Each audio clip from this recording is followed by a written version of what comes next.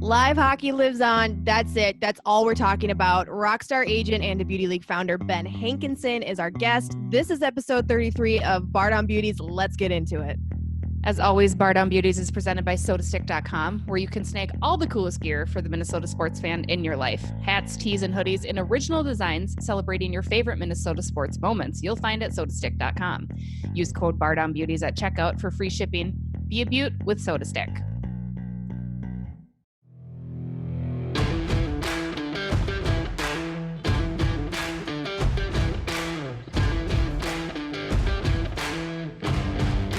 Hello, everybody.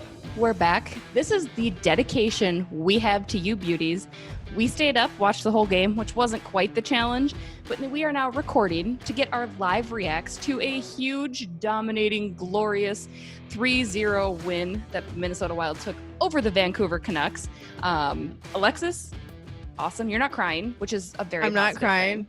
So we're very happy about that. Yeah, it's 12:29 in the morning. I'm not wearing any pants. I worked a 12-hour shift at work before watching this Wild game. I am very tired, but it's like you said, it makes it easy when the game is fun and the home team gets the win. So worth it to stay up this late, and at least we have something exciting to talk about. And you're right, no crying. There's no midnight crying, which is always a good thing. There's no crying. I feel like we have to do a pants report from here on out. Every episode.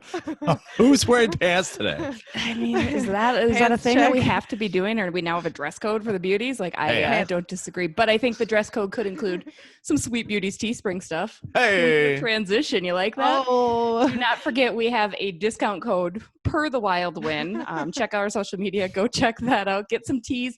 We don't have any pants, I don't think, yet, but we can certainly do that if that's a personal request. just like me, our Teespring store does not have fans. This is definitely Bardown Beauties after dark, right? Like, here we are. Welcome, right? This is what we're all about. No, just, I'm sure most of you watched the game. I don't know if everybody made it through. Actually, I thought it moved pretty quickly, all things considered, for a 9:30 puck drop. But Jared Spurgeon, 3 points, including 2 goals, an empty netter, and a power play, plus an assist on Kevin Fiala's power play goal, which was the first goal of the game. Looking sharp, Jared Spurgeon. Not a surprise there, but I'm liking it. I'm loving it. Jesse, you buried the lead. Marcus Foligno had a fight in this game. Right off the bat. You completely omitted it right out of the story here. So, but yeah, Jared Spurgeon, not surprising. Something that's been talked about a lot with this series has been like, the veterans versus some of the younger guys, and how is that going to play into the series with the Wild having, some of that veteran status that can really benefit you come playoff time. And I think we saw a little bit of that today. I thought the Wild looked very composed. I thought there was times that the Canucks looked like they were scrambling. And then you see a guy like Jared Spurgeon get 3 points in the game, which is pretty huge. And obviously some big goals there. So overall, I thought it was a pretty impressive win by the Wild, and a lot of good things happened in this game, I thought. I think it was really huge for Fiala to get that first goal. I mean, he was doing such an amazing job before this pause, and everybody kind of had that target on him. Like, he's the guy that's going to need to do extremely well in order for the Wild to push forward. And he showed it, and you could see he was hyped. He had that confidence then. He had a couple other close snipes. Jacob Markstrom, obviously a phenomenal goaltender, who really kind of shut it down for most of that second period too against the Wild. Very impressive. In net for the Wild, finally got an answer. Alexis was correct. I owe her a beer. Alex Stalock gets the start instead of Devin Dubnyk. Again, can't say I'm totally surprised, and I completely understand the reasoning behind that. And Al looked great, obviously, again, getting the shutout, which is huge. He's only had a handful of playoff starts, though, so that's where I was leaning maybe toward number 40. Maybe you give him a look, but I think they went with the right guy tonight. Well, something I noticed too is anyone who's watched Al play 3 seconds of hockey knows that he can be kind of a chaotic goaltender at times, not in a bad way, but just his energy is very, he's very energetic when he plays. And I thought he did a good job of having that, but not having too much of that in today's game. He was making, big plays. He was kind of doing some of the same stuff that he normally does, where he's coming out, playing the puck, going behind the net, playing the puck. But there's some moves that he makes that you hold your breath for a second. And I didn't see him do too many of of those moves today. I thought he played it very smart. He stuck to his normal game, but at a kind of a quieter level, which I thought was a very good move. And I honestly thought that Markstrom, despite how good he played, I thought the Wild got under his skin a little bit. You kind of saw him at least later in the game. He was kind of, he just seemed a little bit more flustered. His moves seemed a little bit more chaotic. He's coming out of the net to make all these plays. Ryan Hartman was getting under his skin a little bit, I think, when he came out to interfere with him for a minute there on the side of the net. So I thought Al overall, obviously he gets the shutout and the win, so he's the better goaltender. But I just thought composure-wise, I thought Al had the nod in his favor as well. So I thought it was kind of interesting. And as you said, not entirely surprising that Dean went with Al. And I think he definitely deserved it. And I'm happy to see, my dad and I were saying, good for him that he was able to get the shutout, get the win, and kind of prove that he deserved this starting position in this first game here. But also, Al didn't look like he needed to stand on his head tonight. Yeah. It really seemed like they controlled the puck in the middle of the rink, and Al really didn't have to go out there and make these crazy plays to actually win the game. Yeah. Well, and that's a credit, obviously, to the defense, which is what the Wild pride themselves on, right? They're a very defense-first team, and you never had any question, especially about the top four defensemen. I thought Brad Hunt and Carson Soucy played pretty well, too, considering the matchups, especially when I watched them in the exhibition game. Got a little nervous, not going to lie. I think Carson Soucy got walked a little bit during that exhibition, but he did a very nice job. And again, I think Joel Eriksson-Ek did a great job with his matchup.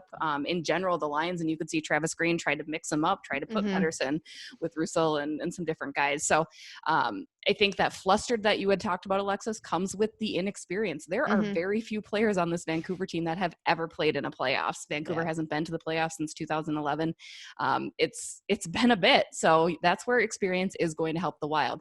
Now you've got to think ahead. Is that youthfulness going to thrive in being able to survive all these games, 4 games in 6 days? That's where we'll see where youth and experience go head to head. But I'm excited to look forward to it. Another player we need to mention, Matt Dumba, who has been absolutely courageous. For those of you that missed it, on Saturday's game, Chicago versus Edmonton, qualifying game, Dumba had a very powerful, very impactful speech that he gave about Black Lives Matter and about the Hockey Diversity Alliance, mentioned Breonna Taylor's name and just kind of the need to recognize the oppression. And he actually took a kneel during the American anthem. We caught up with Dumba today ahead of the Wild's game, and he had mentioned he was going to raise a fist for both anthems. He didn't mean to not, acknowledge that Canada has its own racism problems, but he said in that moment he didn't think about it. I guess the thing, we saw him raise his fist. The thing that kind of took away from me is I wish I would have seen some of his teammates join him or show a little bit more solidarity there. Matt Dumba, watching him take that deep breath before he spoke ahead of that Chicago Edmonton game just kind of gave me chills, because he's a confident dude. Anybody that's met him in the locker room, he's got a very charismatic personality. He doesn't get shaken too easily.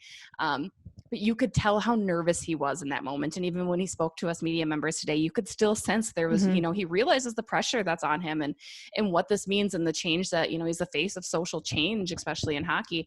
And I just wish that his teammates would acknowledge that and support him. And, not to say that they're not doing it behind closed doors. And again, that's not fair. We don't know what that conversation has been like. Some of the Wild players did say, we support Matt and we're, yada, yada, yada. So you do see some of that, but I agree 100%. I saw somebody, I don't know who, somebody posted on Twitter, before this game, they were like, please don't let Matt Dumba down, Wild players. You need to do what he's doing. You need to match his energy and his level with this.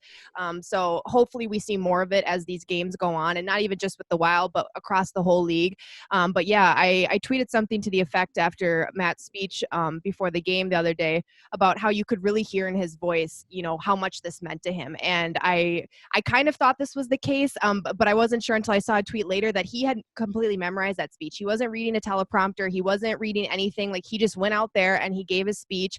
And yeah, that takes a lot of bravery. I mean, Matt Dumba's my age. He's either a year younger or a year older than me. I mean, that's a young person to go out and say, hey, I'm going to kind of do something that no one's ever done in this sport before. And I'm going to do it at a time where life is already crazy and the sport is already strange right now. And I'm going to throw another wrench into it and say, hey, we need to pay attention to this too. So and like you said too, it hits close to home just knowing that he's a Minnesota Wild player, and we know him on a different level than some other fans and other reporters and stuff might, just because we see him in the locker room, we see him around the rink, and like you said, he is such an outgoing person, such a fun person to be around, and to see him kind of in that persona where it's this serious persona, it really, you feel it in your heart a little bit that it's just that, the more you see these kind of things, the more you come to realize how much more change needs to happen. And I thought his speech was great. I was really proud that he's, a Minnesota Wild player, that he stood up and did that. And I hope to see more players either stand alongside him or do something similar to what he did as well. And to be fair, before Fred, I just do want to say Jonas Brodin and Alec Galchenyuk did join Matt with him before that Chicago-Edmonton game, because he had mentioned he had ran that lines.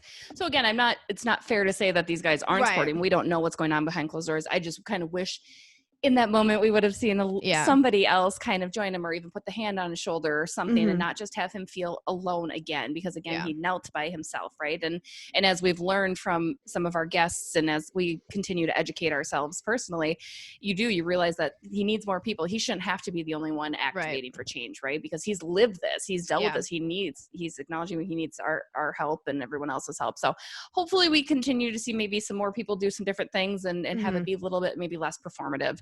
And time will tell. And again, maybe we're misunderstanding something, but that's just kind of my instant reaction to it.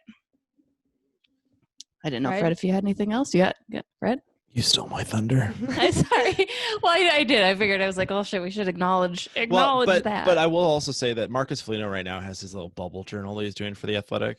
Yeah. And if he actually talk about stealing thunder. Right. Jacked my bit. Sorry. But I always appreciate when someone actually ties their name to the thing, so it's not just a team thing. And he actually came out and said what his feelings were and how Matt really is leader in our locker room, and we need to do everything we can to support him. So, I mean, I think to me that's more important, actually tying your name to the cause, as opposed to just, okay, I'm going to put my hand on someone's shoulder and that's going to solve everything.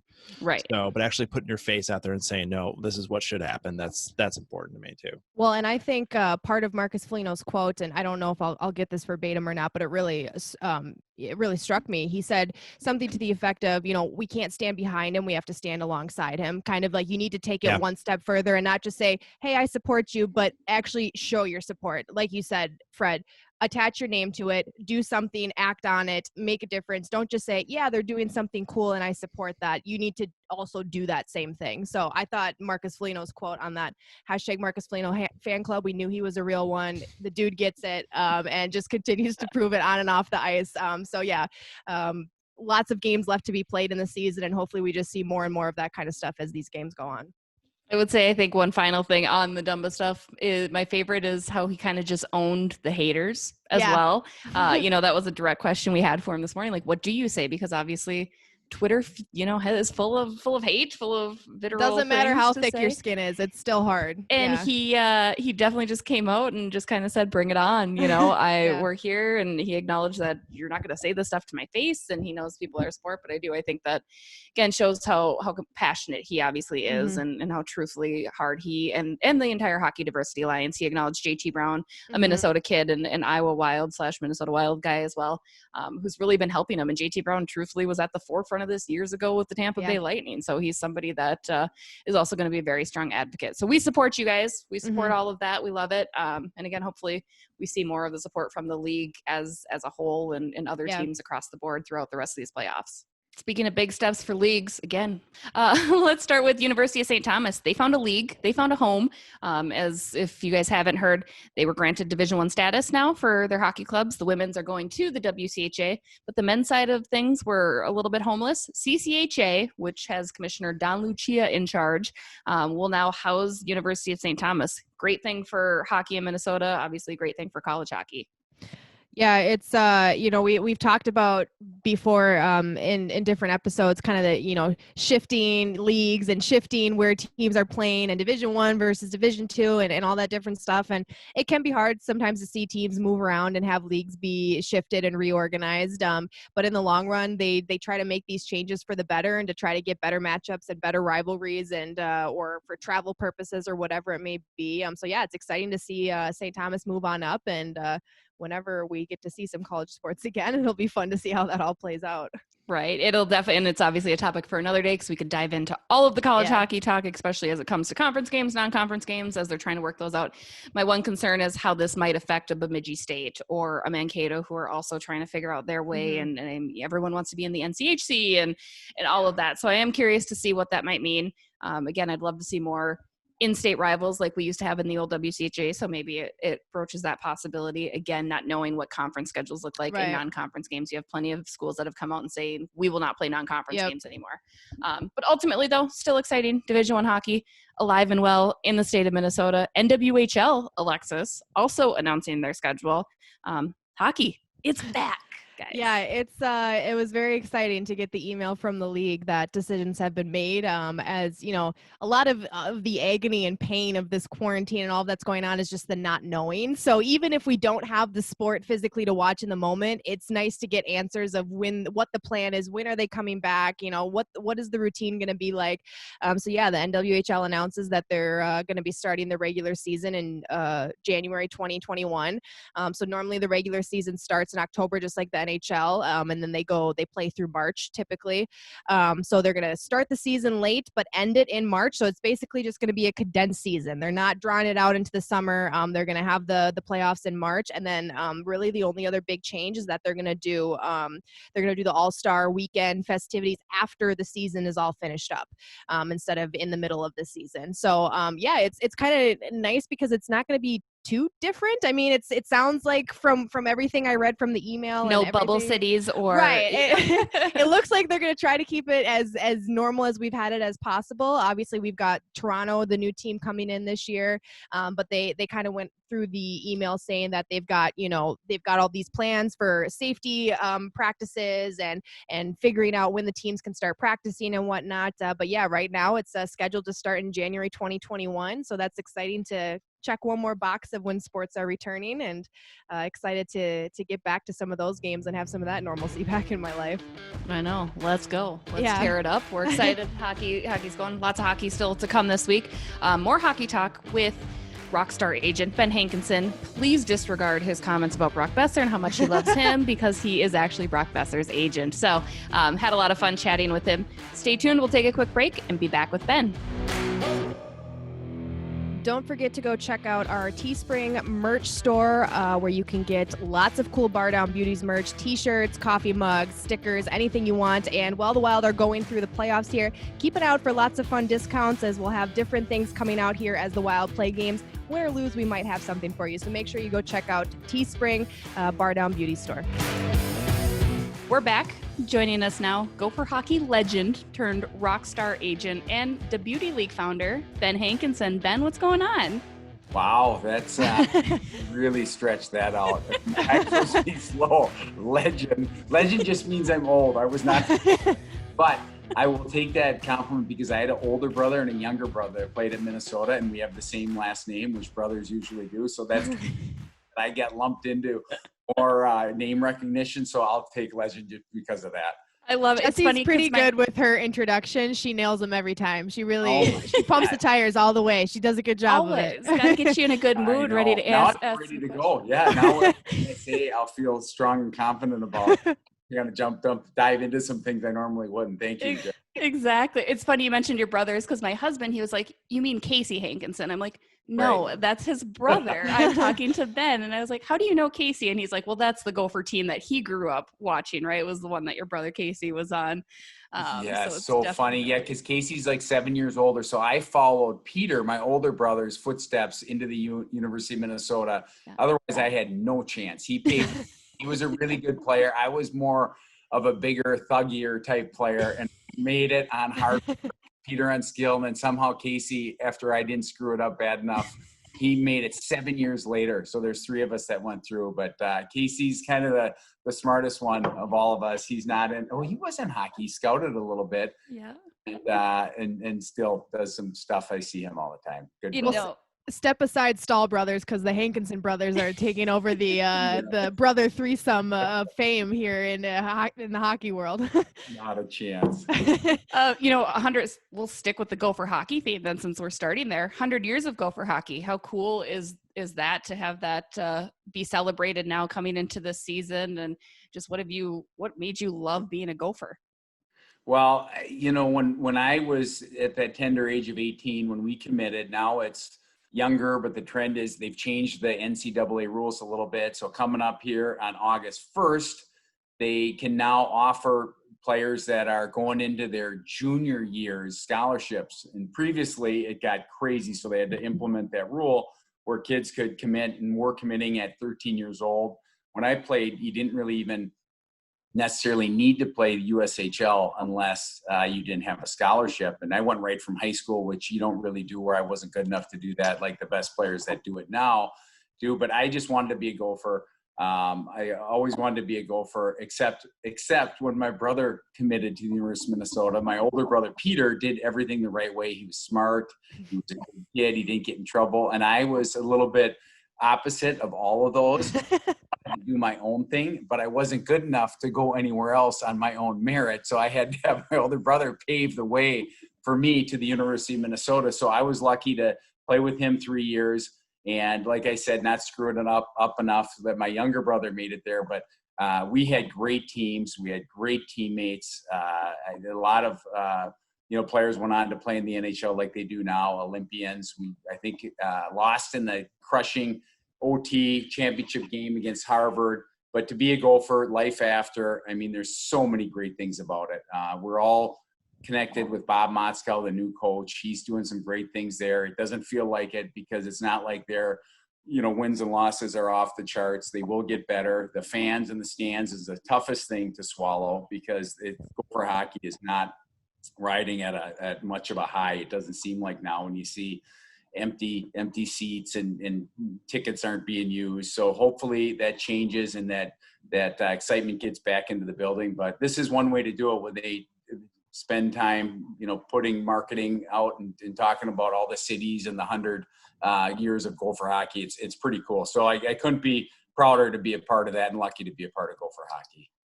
Well, talking about Minnesota hockey, as we tend to do here on this podcast, your agency, Octagon, represents a lot of Minnesota-born hockey players and some, many on the biggest stage here. Talk about that opportunity to, grow up playing Minnesota hockey and then to get to this level to represent many of these really talented players. What is that like? It's I don't want to say dream come true because I love hockey, but sometimes the hockey 24/7, 365 days a year is a little too much. So I'm careful how I say it, but in the last few months, the hockey hasn't been a major part of our life, but it is a dream working with professional athletes, hockey players specifically, hockey players from Minnesota, even more specific, that are so grounded. So, and you guys deal with it too. And no slam against basketball or football or baseball or any of these other awesome sports that are all great athletes and people, from broadcasting to management to the fans and everything else. But hockey's pretty blue collar. I think the Minnesota hockey players has kind of been my niche, our niche as a company. Some of the guys that I represent that no longer are playing are like the Keith Ballards, the Paul Martins, the Jordan Leopolds. So I was lucky enough to convince those guys to manage their careers. And since then, there's been a good group of Minnesota players along the way. And even the Brock Bessers, who I don't know if I sip my coffee. Sorry, Minnesota Wild. But I have this client of mine, Brock Besser. So he's a Minnesota kid. He didn't end up wearing the Gopher colors. Jake Gensel is another Minnesota kid that didn't wear the Gopher colors. Ryan McDonough, all players that'll make big impacts in the playoffs now. But it's really a privilege to work with these guys, because the biggest thing for me is finding players that don't think they're there yet. They always feel, and these guys included, that there's something more for them to accomplish. They first want to play college hockey. Then they want to turn pro eventually. Then they want to play in the NHL.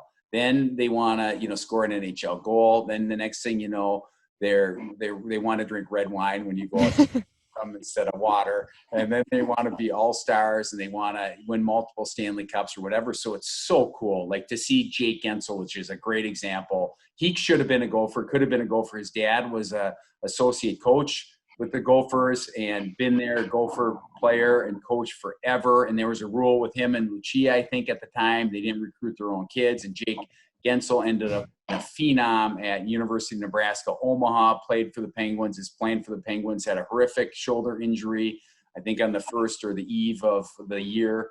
And now he's coming back thanks to the delayed pause to COVID season. And he's like crazier than ever, making an impact. So there's a lot of good Minnesota players that I've kind of helped build our business off of. And then since then, if you do a good job for those guys, that kind of word spreads in the locker rooms, and been lucky enough to pick up some other players that aren't Minnesota based from other countries. And I mean, that's unfortunately how the world works. We want to stay in our own backyard, but you have to venture out to these other states and countries too once in a while. Because apparently hockey does exist outside of Minnesota, and maybe not quite to the elite level we like to think of it, but right, there are other players, you know, and I watched Jake look amazing in the exhibition game against Philly to kick things off there the other day. To no one's surprise. No one's surprise at Yeah. all. You know, what is it about Minnesota players that is extra special? I mean, like you said, they're just very down to earth guys, in addition to being so skilled. I mean, all the guys that you named, even the ones that are retired, from Paul Martin to Keith Ballard to Leopold, just good humans, and these young guys that are still playing, just really good people. Why is that, do you think? And why does that make that so special here in Minnesota? That's a great question. I think the whole Minnesota nice, I think, you know, overall we're pretty grounded, high character. I'd like to say good people. Sometimes we get taken advantage of. I say that out loud because I'm an agent. I'm not supposed to get taken advantage of. But I think the sport in general, it's different. I think in this fact that, you know, it's a really, really, really team-oriented game. So you have to be, you know, part of that, you know, whatever you do. If you're a fourth line guy, if you sit in the bench, if you're a star. And I think the Minnesota kids, I think learn that through, you know, playing with the same guys over and over year after year too. I think our model is so unique that everywhere else in the world, once you turn, say, you know, 14 years old, you don't pick your team. You're either drafted, you move, you live in a billet, and it's all hockey. And that's great, because it's a great path to where these guys are going too. That, you know, for every one guy that makes it, there's, you know, thousands of guys who don't. And in Minnesota, it's kind of a tough knock on some of these players, because the scouts and management that aren't from the state of Minnesota look at Minnesota kids and think, you know, there's definitely some really good players that come out of Minnesota. But then I think a lot of times they look at the Minnesota kids and think, I hate to say it, but that they're not as hard or a little bit soft or not willing to pay the price because they don't leave home. Like there's kids that get offered spots to go play for the U.S. national team in Plymouth, Michigan that don't go. And that's like Nick Bukestad, Ryan. There's a long list of the Paul Martins, Leopolds, all those guys that could have gone. Keith Ballard went, but his is maybe a little more unique because he went from Baudette, Minnesota, where the high school isn't as strong. So when they meet with these, even at the NHL draft, they meet with these scouts and management, and they say to them, you know, why didn't you leave to go play for the, you know, national program? Why did you go to Minnesota? Why didn't you go to play junior hockey in Canada? Why didn't you do this? And they say a lot of times it's because they wanted to win a championship with their buddies that they played with all the way from mites. And that makes sense to us. But if you're an NHL executive, you're like, that doesn't make any sense at all. Like this is about, you know, playing in the best league with the best players and challenging yourself, not with playing with your buddies. Right. Who play with their buddies and friends? This is about taking the next step and doing what you need to do to become an NHL player. So it's always really interesting to kind of defend that, because the Minnesota scouts get it and they see the history of all the great players coming from here. But it's kind of tricky because it's a still like a Canadian mentality where, you know, you move away, you travel, and you're 14 years old, and that makes you tougher riding on the bus and dealing with, you know, the ups and downs of not being in your home. But, you know, the Minnesota kids are are so different, and they can do it, and they don't know any different without having to leave home and play in the state high school tournament with 20,000 people there, and then go to the University of Minnesota, which is 10 minutes down the street from some of them. And it's like, until they turn pro, they don't realize, like, holy crap, like there's a whole nother level of hungry, Russian, Canadian kids that, either are going to work in a factory maybe, or play in the NHL. And it's almost as simple as that. Well, and you had mentioned too, that transition from high school to college is so much more complicated now, because you do have guys that go and do 2 years of juniors and then come into the college ranks. Whereas Riley Tufte comes to mind, phenomenal high school player, and he struggled that rookie year. And I know Nick Bukestad, his Blaine buddy, did the same thing, kind of that freshman year going from high school to college makes it a little bit different. But what I love about Minnesota hockey, and obviously we've had Glenn Andreessen on here, and we've had Mike Snee to kind of talk about the Minnesota model. So we've discuss that passion, but you get to stay a kid a little bit longer, right? The NHL is there, and that's a time that you get to be a man, but it's special to be able to win that championship with your friends that you started playing this game with, because you won't have that opportunity, right? Because people tend to peter off and peel once college and the NHL starts coming in. So I love it, and it's a very interesting, unique thing that makes us special here. Yeah, you're right. And it's even life after, when these guys play in the NHL, they look back and they're happy they stayed that extra year. And they come back and they talk about, like, if I knew now what I knew then, like, there is no rush. And, those guys made it, but then there's the guys that didn't make it and scratch through and think, well, maybe I should have done it different, or, and it's kind of funny. Like, even when I played after the University of Minnesota, I bounced around for about 7 or 8 years, and on the bus, and we were in the minors, so we were both in the same place, the junior kids and the college kids. And the junior kids would always say, tell us about the college parties, the fans at the games, the community feel, the cheerleaders. What was that like? Where do you think I would have played if I would have played college? Because he had no idea that was even an option. And, we're sitting there and we have, college degrees, and they don't. Which, and we're all both in the minors, and they're thinking, if I would have done it again, I would have played, junior hockey. So it's kind of funny how at the end of the day, you look back and these guys that made it, they're obviously, they fall back on their degrees and or some of them sign early, obviously. And my job as an agent is to continue to push them to finish, because someday they'll need it, whether they're 8 classes away or 1 class away. Then it's hard to do it once you leave and all your buddies are playing Xbox and shopping malls back in the day before COVID, and doing all the fun things like going to, whatever. But it's unique. And the guys that do play college and high school, they look back and it's a long way from high school, but sometimes those are the best years of their lives, winning whatever they won and having that special feeling, or playing in the state tournament, certainly, or playing with their college buddies. Like, it doesn't get much better than that. And the NHL certainly does, but I don't know, not always, and not much better. Well, you talked about, part of your job is to push them to get their degrees and stuff. And Jesse, correct me if I'm wrong. I know the last 6 months or so have been a blur, but I think you're the first agent we've had on the podcast as a guest. Yeah. And so for all of our listeners, talk about what a day in your job looks like. What do you have to do to work with these players? When you're not working with them, what are you doing in your office? You told us you're in a brand new office in downtown Minneapolis. So talk about kind of what a day in your life looks like with your job. Or the pre-COVID day in your life. Pre-COVID day in your life. Pre-COVID, yes, pre-COVID, I had a full head of hair, Jesse. You can attest I was to going that. to say, I noticed the buzz. You got a buzz cut there. I didn't think anyone was going to see me again in this world. So I shaved it. Now you don't even know if I showered, what I'm doing. It's I tell my wife I'm never growing hair again. It's so stupid. Like she's trying to guilt me into it. It's crazy world right now, but it's so you have to be a good agent, you have to have good clients. Obviously, like anything in life, to be a good coach, you have to have good players. I mean, obviously you coach them up, and we are holding like all the way up for these guys too. And the biggest thing I can do as an agent is to be a sounding board, but almost be a parent, where sometimes you hug them and sometimes you kick them in the butt. And that's the fun thing. I'm a better agent than I am a parent, because my turned out like some of my clients have. But that's a good thing about having high character guys. Almost the less they call you and the more they figure out this crap on their own, the more success they have.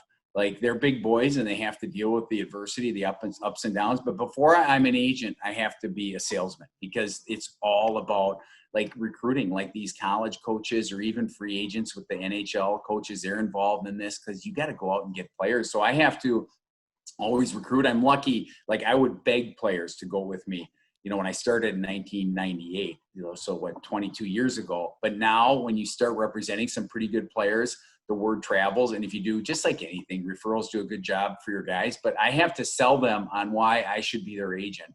And I mean, that's not always fun, to wait outside the locker room to, like these guys think I just go to games and want to wait and talk to them. And that's no fun, like recruiting and trying to get these guys. But once you get them, and then you're not kissing their butts anymore. You're kind of kicking them, like I said, and keeping them on the path to do what they need to do to play at the next level. It's awesome. Like, I absolutely love my job. Like, right now I'm dealing with one of my ex-competitors played at Michigan Tech. His name is Jay Luknowski. He went and played at Tech. I played against him with the Gophers. He's now in Germany. He played in Germany, and he's an agent there, and he has a good relationship with a good young player named Tim Stutzla. So remember that name, Tim. And he was projected to be a first-round draft choice this year. So I went over to Germany to see him. I now represent him, Jay and I, the German agent, and Chris McAlpine and Octagon. And this young phenom didn't listen to my advice. I wanted him to come play in the USHL this year from Germany or actually college hockey. He was coming to the University of New Hampshire, and he was going to make that jump from German hockey to North American hockey because he's that good. And I think he needed to kind of start that process. Well, he said, I want to play with men in the top German league, which he's 17 years old most of the season. He turned 18 in January, and the kid lit it up, and he's probably going to be the second or third pick overall in the draft this year. So he could even be first overall. The kid is just unbelievable. So I'm kind of right now, my daily work is, teams who could draft him. It looks like the LA Kings snuck into the second spot. The first spot in the draft lottery could be, or is going to be, one of the teams that loses in the first round of this new crazy, NHL format. So I'm doing a lot of draft work right now, but every day it's something different. Like, you got to track everything that's going on with these guys. And I have, like, say 20 guys in the NHL, 10 guys in the minors that are hopefully on their way up. Guys like Jake Bischoff, who's been up and down, Kiefer Bellows, who's been up and down, Seth Helgeson, who's been up but now been down recently, and a lot of Jake Ottinger, Riley Tufte, a lot of guys from Minnesota, Nate Prosser, who's now back and forth down in the minors more. And so my job is to, hopefully get those guys back up or get them to have a connections in Europe if they want to go play in Europe, in Sweden, in Switzerland, in Germany, in Russia. Justin Klus, I just signed a contract. He's going over to play in the KHL in Russia. And it's obviously his first choice and his dream to play in the KHL. But if you can make the money that they, somehow give you in a brown paper bag in Russia, you can get home with that money. It's tough to turn down that opportunity. So it's kind of like managing these guys' careers, but it's being a coach, it's being a psychologist, it's being a doctor, dealing with all these injuries and everything. Because when you get hurt, the team wants you to play, you're going to be fine. It's concussions. When you tell the team, obviously you tell the team when you have a concussion because it's your life. That's it. But these guys don't even tell me because they don't want to get back to the Minnesota Wild that they have a concussion and they can't play against the Minnesota or the Vancouver Canucks coming up. This. I mean, they don't know when and how to kind of handle these situations. So it's a little bit of doing all that, talking to parents, knowing when to cut the parents out of the equation.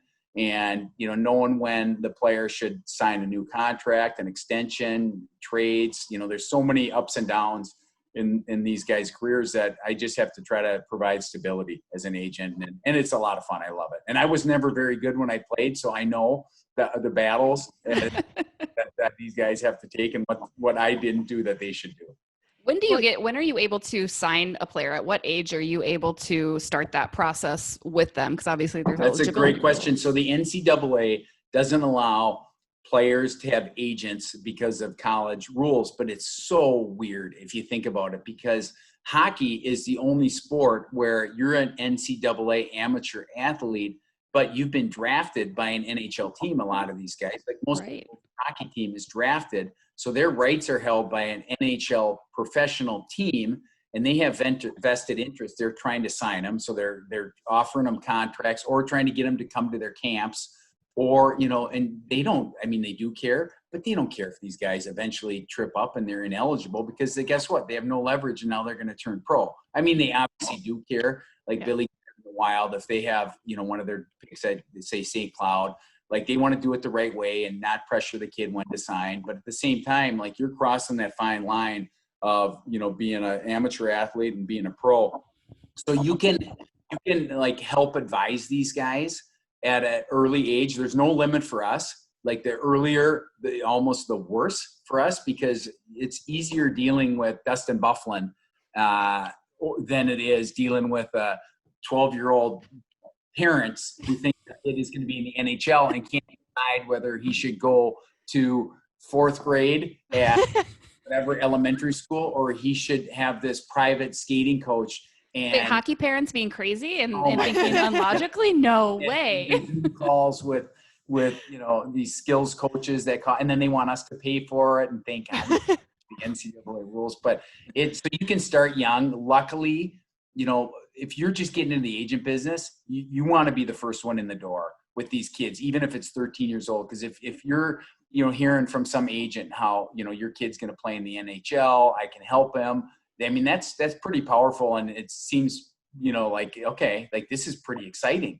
But, it's something that we don't want to get involved in until they're closer to turning pro. But it's that fine line of, being interested and putting in the work with the players.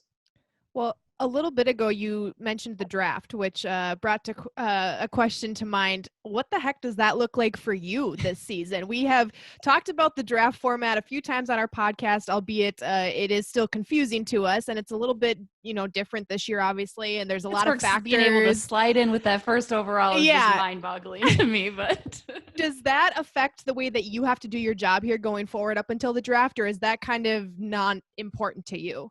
Yes, the draft is so important because you can backtrack in here. The NHL was going to fit the draft in before the season resumed too. And I think they really wanted to do it. It didn't work out. And it's kind of, I think, lucky that it didn't work out, because I think they wanted to create some buzz and get the word out there and start talking about the NHL again. But the NHL is more than the draft. Like the NHL is about, that's the couple days later, free agency starts. So there's all kinds of trades at the draft, and there's a big, obviously important factor on how teams finish, because there's trades that were made previously at the end of during the trade deadline last season that, depending on how teams finish, draft picks will be slotted here, there, and there's like all kinds of deals. Like if I have a player whose contract is expiring, so he either signs with the Minnesota Wild.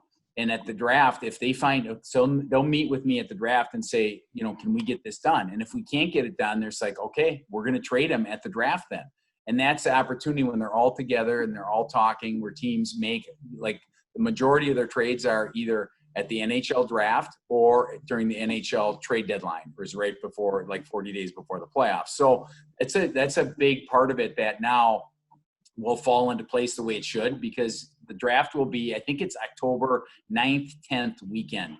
And the season, last day of the season, I think is like the 2nd, 3rd, or 4th. So the draft will be that next week. So it'll get teams like, up to 1 week to prepare for the draft and get ready to figure out where their team is, how these teams are evaluating these players all the time, what they need to do. The cap isn't going up, so every team has moves to make, right? There's only a few teams, say Detroit, Ottawa, LA, that have a lot of cap room. Everyone else is it's impossible what they're going to do. They might have to get rid of guys, shed salary. So the draft will be a really important time to move some money around and create room and build their teams for next year. So the draft is where I go with my clients to, like this German player, Timmy Stützle, and sit down with teams, talk about what happens. Okay, if we're going to draft Tim Stützle, is he going to go back to Mannheim and play in the DEL? Would he consider coming to Seattle, which owns his rights in the Western Hockey League? He can't come back to play University of New Hampshire. NCAA rules don't allow it because he's a pro and getting paid in the German league. But he was even going to go play in the USHL And he possibly could do any of those because there's a new rule with this new CBA that says Europeans cannot sign for next season if they have a contract for next year in their German teams. And that's the IIHF, International Ice Hockey Federation rule that says they honor each other's contracts and don't want to tamper. So now there's a problem because we had an NHL out clause in his contract that the date has passed because the draft didn't happen. Now, does Tim Stützle, does he sign with, let's say, if LA drafts him or Ottawa drafts him? And then there's some positioning too. Like, I'm going to ask you two, and this doesn't have anything to do with what Tim Stützle wants to do, but would you rather play, LA or Ottawa? Yeah. Go take me to the sunshine, right? So and then the first pick overall it could be the Pittsburgh Penguins if they lose. Whoever, there's 12.5% chance that any of the 12 teams that lose in the first round get that first pick. So crazy. So now the first pick, if it's Lafreniere, he could be playing for a Stanley Cup contending team. Who knows, like who could lose in this round? Like one of those teams could get it, and then you have LA. Blackhawks. The Wild fans know it'll be the Blackhawks. It's going to be the Blackhawks. Yep. Yeah. No kidding. So anyway, that's a long, discombobulated answer that you have to draft. Well, I thought it made sense. Yeah. Yeah. I think, and then even crazier, free agency now has shifted, right? Usually we're seeing 4th of July and Canada Day is crazy free agency. Well, now everything is moved to follow the draft in October. Is it a better position, do you think, for you as an agent? Because usually in free agency, as it happens, right, guys are banged up, still bruised from the season and from the playoffs. Now all those players have had that chance to heal during this pause and then get to further showcase their talents if they are in this return to play playoffs. I mean, do you think this is putting you and some of your players in a better position? I'm not sure how many players you have on your roster that are pending free agents or are looking at that. But how do you prepare for something like that now in this new norm? I know it's crazy because in years past, it was summer. You had all the time to kind of sit down with your family, figure out, what's next, because you have kids in school. There's major things that have to happen with packing up and pets and everything else in our lives now. Like, where are you going to go? And now that's going to happen a lot faster. So if that's free agency is like, say, October, like a week after the season, a week after the draft, I think it is. So the middle of October, say, and the season starts, like, that's not a time where usually you go around and you can take visits. But the one thing that's different too with free agency, you guys, is that teams now are locking up their players to longer term contracts. And it's not always there's some pretty good players. Like the Blues have Pietrangelo and Taylor Hall with Arizona. And there's some pretty good free agencies, but they're not like the same mega stars that, Tavares a couple years ago. And before that, there's a lot bigger names, but teams are smarter. They're locking their players up more, and you can sign, up to 8-year contracts now. So a lot of my guys have locked up longer term deals, like the Ryan McDonough's, Braden Shen, who's not a Minnesota kid that I picked up as a client through referral last year, signed an 8-year deal last year. So my free agent class, just to get inside of like what I do and what I'm going to be doing in October, is I have like Pat Maroon, who's Stanley Cup champion last year with the Blues. He's with Tampa. I have Derek Forbert, who you don't know a lot about. Derek Forbert, he's a Minnesota kid that played at North Dakota. He's from Duluth. He's now with the Calgary Flames. He's been with the Kings forever. He's going to be a free agent. Luke Shen. So we have some players that I have to find jobs for. Tyler Pitlick is a big player that I'll have coming up on July. I want to say July 1st. I know. October. So it's a lot of pressure though, because you have, wives that want to know, and you don't know. There's more to where your player's playing than just what you think your player's decision is, because there's wives that are obviously looking at where the kids go to school, where they want to live, taxes, how the player's going to fit in. I mean, there's so much that has to go into that decision that, it's like all of a sudden a month later, more sooner than that, because you got to get locked in. Now it's really funny because this kids already have started school though too. Yeah. So that's the thing. So you're going to go to a new team in December, and how does that work? Your kids are going to miss how many months if there is school, right? I mean, that's the other question, or when that will be, Is it online now too? So that could factor in. So there's a lot of crazy things that, just like our world is right now, that need to be figured out. It's super crazy. One of the guys that I noticed you had omitted, probably because he is now Minnesota Wild's biggest foe, as you sip your Brock Besser cup. Once again, you locked him up last summer to an extension with Vancouver, and now here we are. Do you cheer for your players then as they prepare to face the professional team in Minnesota? How do you handle that? Do you get to do a little bit of both, or what? I know, that's kind of funny, isn't it? Yeah, we're all homers for our hometown. It was funny because when Brock Besser ended his college career, he played the NCAA regionals. They lost to, I think it was BU. He was playing for North Dakota, and they played in Fargo. And the next day, we finished his contract. He played against the Wild in his first NHL game. Yeah. And he did that. It's called burning a year. So it was a 3-year contract, but because he played the rest of that season after his college year, he eliminated 1 year of his contract. So it turned into 2 more years. And last summer at this time, we were just finishing up his extension. So his deal was up because we burned that year and he played against the Wild. So if we wouldn't have done that, his contract would have been up now. And, I was just thinking about that yesterday. I'm really glad we did burn that year, because having a contract up now isn't as fun with the cap not moving and, everything else upside down in our world, that he's lucky he signed his deal last summer rather than doing it now. But yes, I love the Wild. My good buddy, Billy Guerin, is the GM. I love him.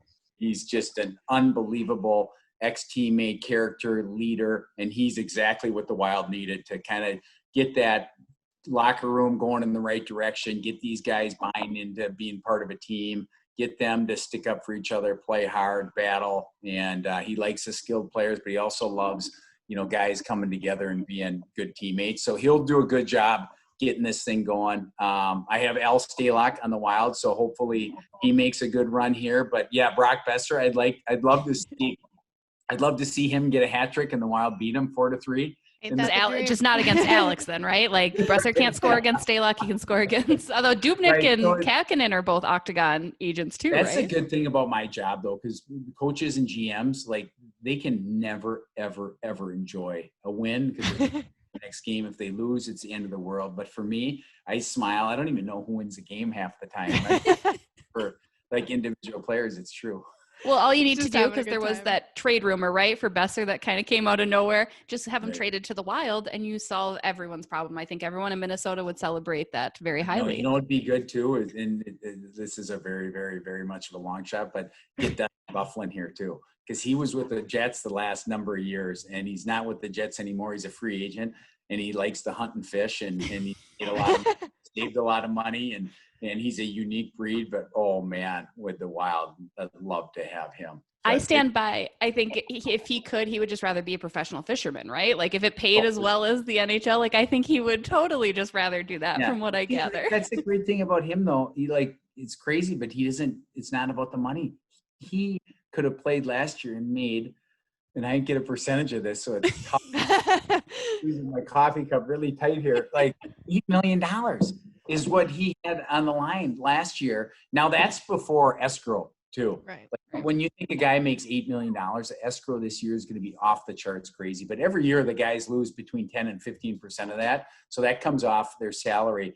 But yeah, he would be, if we could get Dustin to play, we're all going to put pressure on him, because if he plays, guess what? I can buy some more coffee cups. One of these cups too, but we'll cross out the Vancouver Canucks.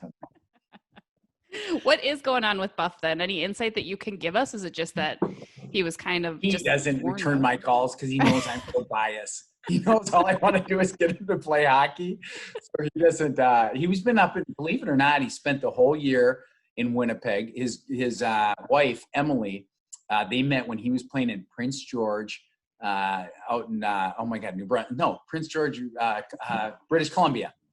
So that, and she was like a 2-hour, I think it was pretty much a dirt road north of Prince George. So she's just a beauty from of nowhere, they had bears that would try to break into their freezer on the porch at night. They were on generators, and she's the best. Yeah. And they are happily married, and she's a great grounding. She's on my side. She wants to get and I can too.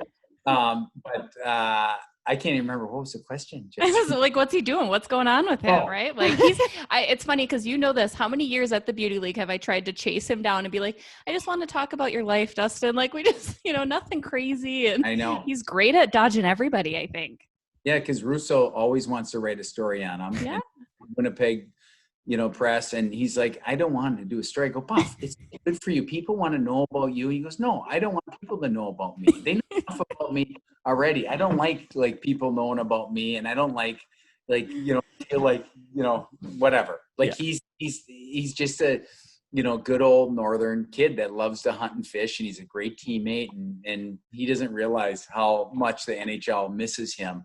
The way he plays, his attitude. That's why he'd be so great with the Wild or wherever, the NHL in general, like his attitude in the locker room. He's just a big, big personality and presence and a beast on the ice. So moral of the story is, Dustin, if you're listening, please call Ben back. He is trying to get a hold of you. Oh, he'll be so mad at me. This goes big time. Yeah. Breaking news. Dustin finally calls Ben. He's coming to the Wild. He decides he was sold. Bardown Beauties helps make it happen. That's what we're going for here.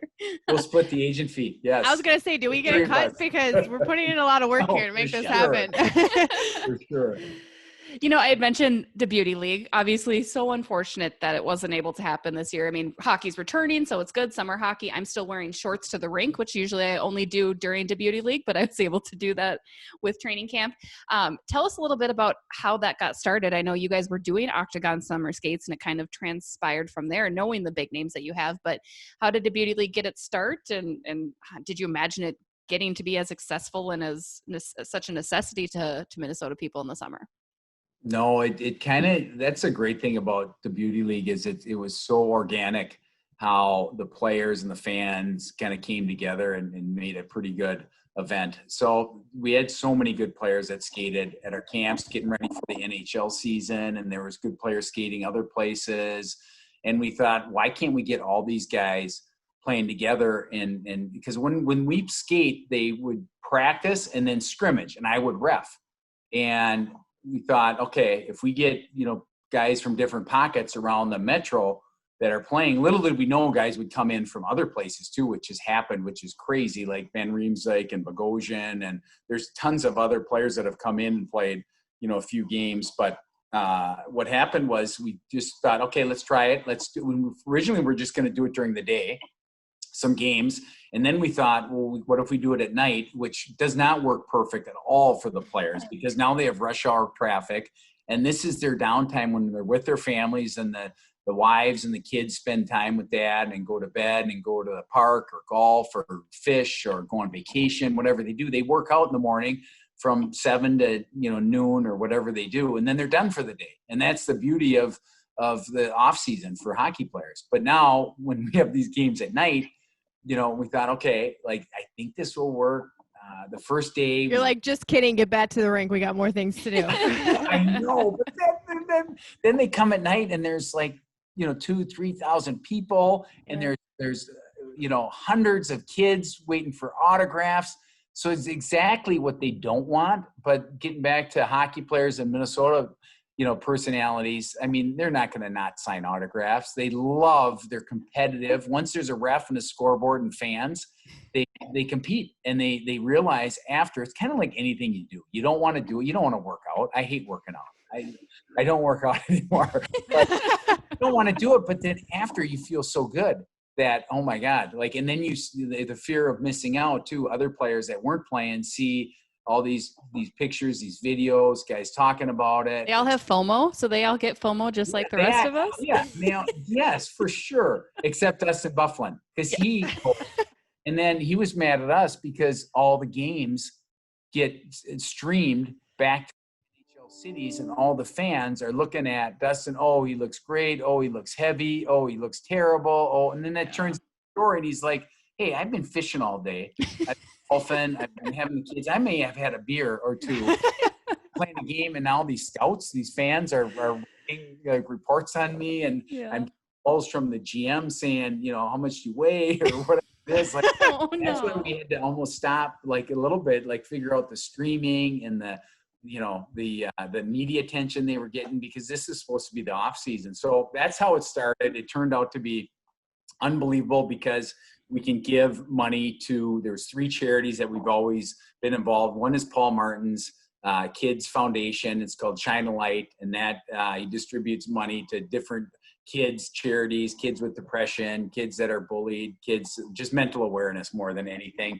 Herb Brooks Foundation is a great, you know, inner city hockey, sled. I can't remember all the great things they do, but, you know, just everyone knows the Herb Brooks Foundation. And then United Heroes League is military families, providing for them to keep their kids involved in different activities. So there's some great charities. And now the plan was, with everything that happened here in Minneapolis and all the racial, you know, diversity, to create awareness and to find another charity in that spectrum where we could help would have been a focus this year. And we tried to do it this year. We said, there's no way we're not doing it. We're kind of dumb about it, or it just got to be too many hurdles, and we were going to do it because there's no NHL players right now. And then we were still going to do it with some of the guys around, and college players. But then with, you know, obviously everything going on, it's just it was too tough and selfish almost to do it. Yeah.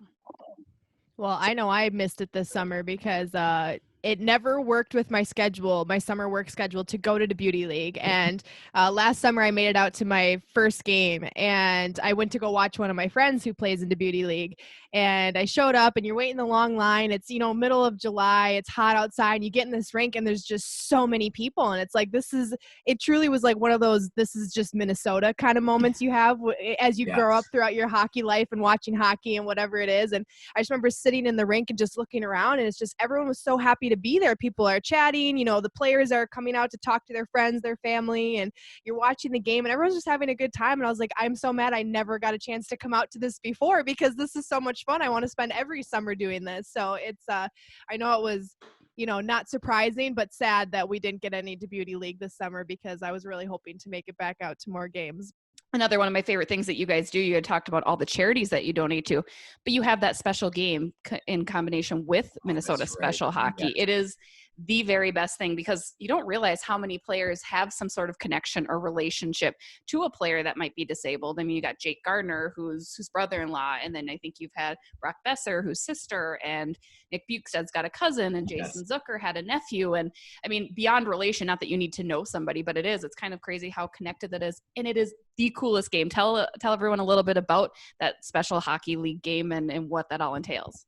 Well, that's so fun too, because the guys don't have much leadway. I'm supposed to organize it way in advance, and it always comes down to last, like every game does, because these guys, you don't know in the summer, they don't want to commit 2 weeks in advance. They don't know what they're doing. They want to have a little bit of cushion in case they have a, you know, whatever, they're going to a cabin on the weekend, or, you know, their wife's mother wants them to go to a barbecue or whatever it is. So we tell these guys, okay, here's the game. In the first year, no one knew about it, but it's Jake Gardner did, and some of these other players that you talked about, Jesse, which is a great point, the connection these players have to the Minnesota Special Hockey and special needs hockey. And it's something that they thought, okay, you know, what do you mean we play with them? We play against them. How is this going to work? And it's just one of those things, just get out here and don't be late, because we did the stick boot, and they go through a tunnel, these kids, and all the NHL players are holding their sticks and they're high-fiving them. And once they're out there, they're like, you know, Stalock is trying to let the kids score, and the kids, just like any, you know, when you think you scored on an NHL goal, and he's over the place and smash stick or whatever, acting like he's mad.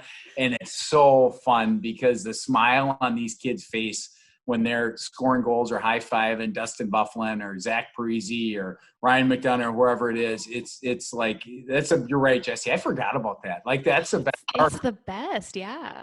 And then the worst part is, you know, getting the guys that you want out there, which is say it's a dozen all-star level NHL players.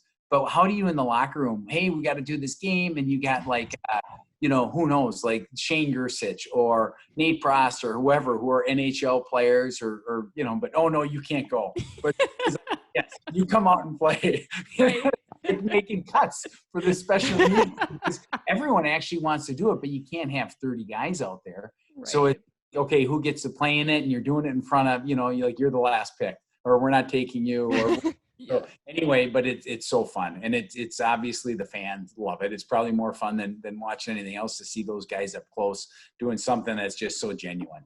Well, and they celebrate those guys like they're the NHL players, right? I mean, and like you said, it's funny because you'll see Stalock do the dive, but he'll kind of try still and make it look, but you'll see Derek Stepan come in and push him out of the way and be like, nope, let the kids score. I mean, it's so cool. And you can tell how much it means to these players. Cause again, it's not just little kids, it's adults that are also playing in the special hockey. So for that, I mean, it's a wide variety because Minnesota special hockey does such a tremendous job at reminding everyone that hockey is for everyone and giving them that outlet to play. So it's always my favorite event. I mean, I love every night. Every night's always fun and there's always something new to watch, but that's by far like the highlight of the year every year. I think you guys do a great job. It's so funny. You mentioned Stalock again, like making saves, and sometimes every year I yell at him from the bench that like we say that he's trying his hardest, and like he's like, I am not.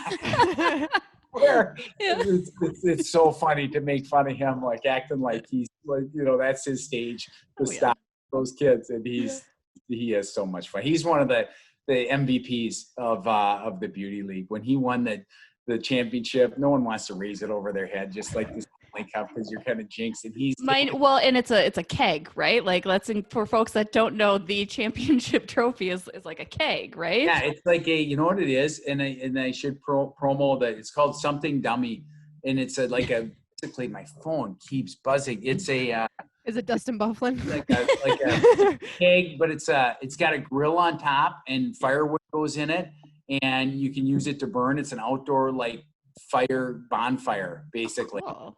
Yeah, so it is kind of good. It's all dented up. Stalock and the guys who shoot pucks at it, and their kids do. So it's in the locker room. It's kind of funny. But so he's the MVP on the ice. You, Jesse, are the MVP off. You're like, heck yeah, like down, like almost giving the guys knuckles when they're going the ice. Hi, Jesse. Like you're like probably our most loyal, like beneath inside the guts of the operation. You're there, and that's I'm the bug. I'm like the constant annoyance. Like, hey, I need to ask you about moving to a new team real quick. Like, but yeah, it's but you do it in such a nice way and always with a smile on your face. So it's great there. Well, because I always have to appreciate it's summer for you guys. I don't want to bug you about this stuff. I get it. Like, I don't want to really be here either, but I like to get paid for things. So I'll do it. But no, I appreciate you always giving us. I'm looking forward to bugging you guys again next year. Before we let you get going here, your prediction for this series, Minnesota, Vancouver. You can be biased whichever way you want to be, but who do you think wins it and how many games will it take? Oh, that's a great question. Who I heard you were very open about who you picked, right? Yeah. Which one did you listen to TSN? Yeah, and then she's giving everyone different answers. I know. No, I think I'm pretty consistent.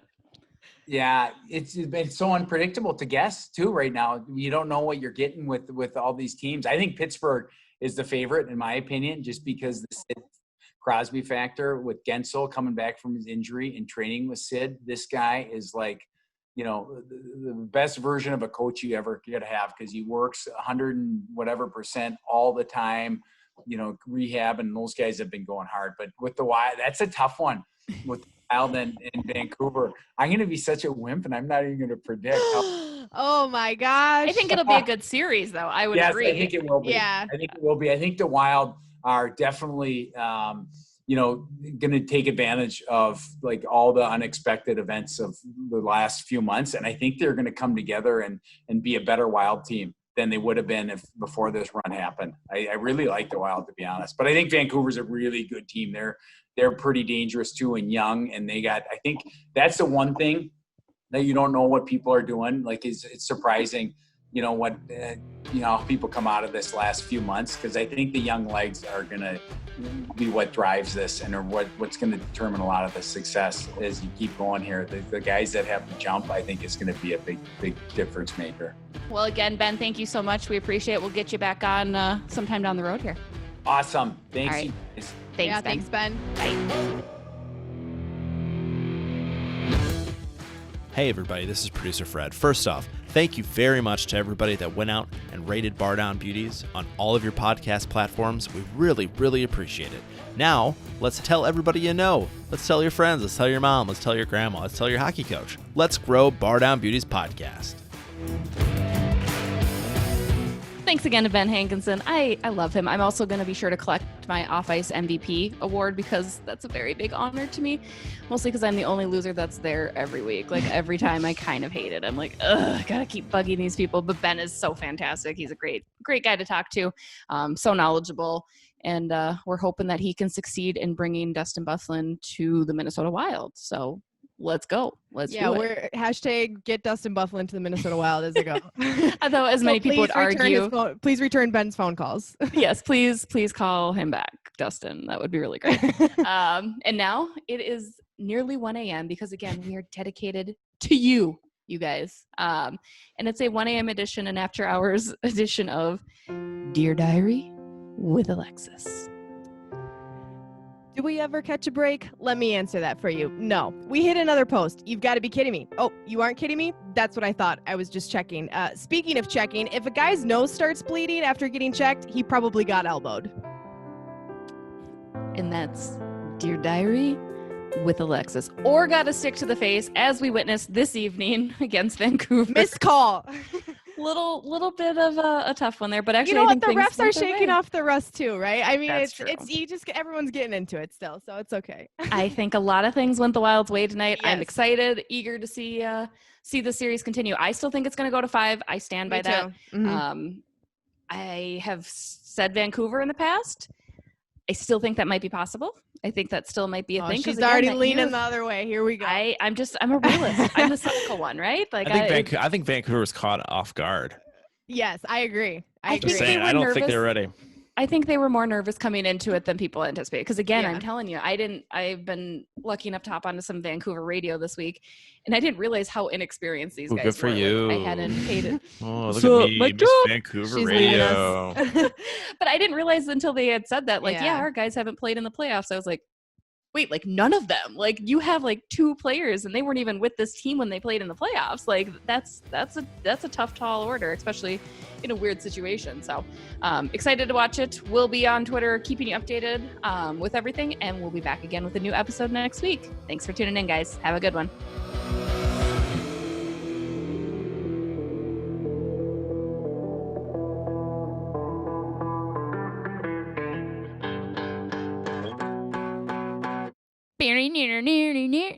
Near.